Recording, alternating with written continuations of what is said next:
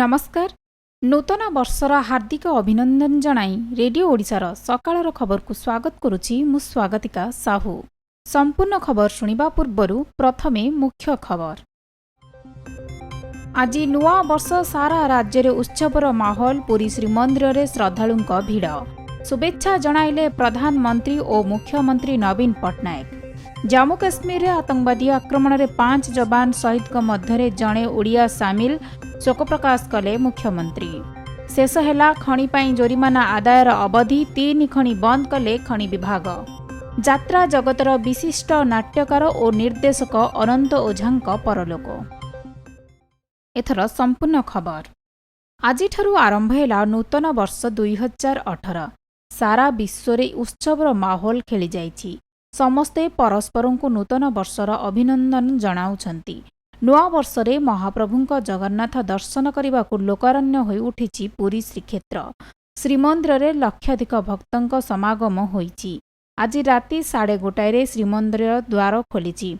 एहा परे लोकमाने धाड़ी रे जाई महाप्रभुंकु दर्शन करुछंती। भक्तंक भिड़ को लक्ष्य करी मंदिर प्रशासन पक्षरु व्यापक सुरक्षा व्यवस्था ग्रहण करा जाइछि। श्रीमंदिर रे प्रशासन पक्षरु व्यापक पुलिस फोर्स मुतयन करा जाइछि। नूतन वर्ष उपलक्ष्य मुख्यमंत्री नवीन पट्टनायक राज्यवासी को शुभेच्छा जणाइछंती। सेहीपरि प्रधानमंत्री नरेंद्र मोदी देशवासी को अभिनंदन जणाइछंती। केंद्र तैल और प्राकृतिक गैस मंत्री तथा दक्षता मंत्री धर्मेंद्र प्रधान मध्य शुभकामना जणाइछंती। परवर्ती खबर। नुआ वर्ष ठीक पूर्वर पुणी थे पाकिस्तानी आतंकवादी जम्मू काश्मीर पुलवामा लोथापोरा सीआरपीएफ शिविर को आक्रमण करिसेंती। ट्रेनिंग कैंप रे हठात आक्रमण होइथिला। एथिरे 5 जन जवान शहीद होइछंती। शहीद मध्य जड़े ओडिया थिबा सूचना मिलिछि। शहीद ओडिया जवान हेले सुंदरगढ़ लिपिलोईर प्रदीप पंडा। से सीआरपीएफ 132 बाटालियन कार्य करुथिले बोली जणा पड़िछि। एही घटना जणा पड़िबा परे सुंदरगढ़ जिलावासी मध्य शोकर छाया खेली जाइछि।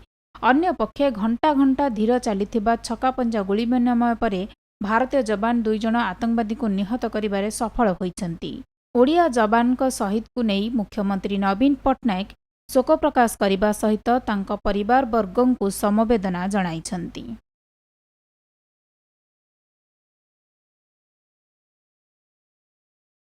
खणी जोरिमाना पैठ करिबार अवधि शेष होइछि। केतक खणी जोरिमाना पैठ करिनथिबा बेले सेगुड़िक बंद करने को खनि विभाग नोटिस जारी करिसेंती। सुप्रीम कोर्ट का निर्देश अनुसार डिसेम्बर 31 सुधा जोरिमाना पैठ करि नथिबारु खनिगुड़िक बंद करा जिबार निष्पत्ति होइछि। तेबे चालुथिबा 6टी खनि को नोटिस होइतिबा बेले सेमानक मध्यरु 3टी खनि को बंद करिसेंती खनि विभाग।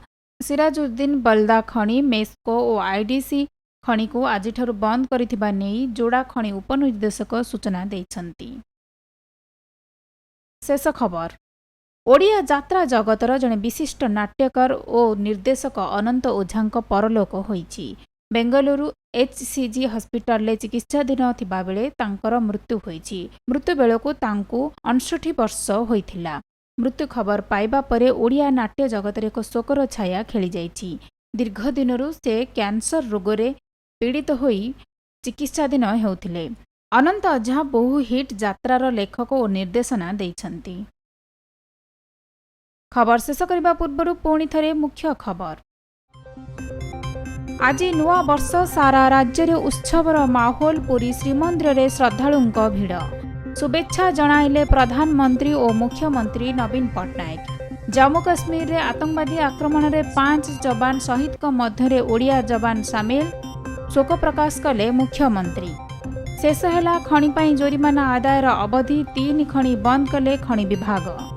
यात्रा जगतर विशिष्ट नाट्यकार और निर्देशक अनंत ओझांक परलोक। सकाळ खबर को एठी रखुछु। अधिक खबर पाई लॉगिन करंतु आमर वेबसाइट www.radioodisha.com। नमस्कार।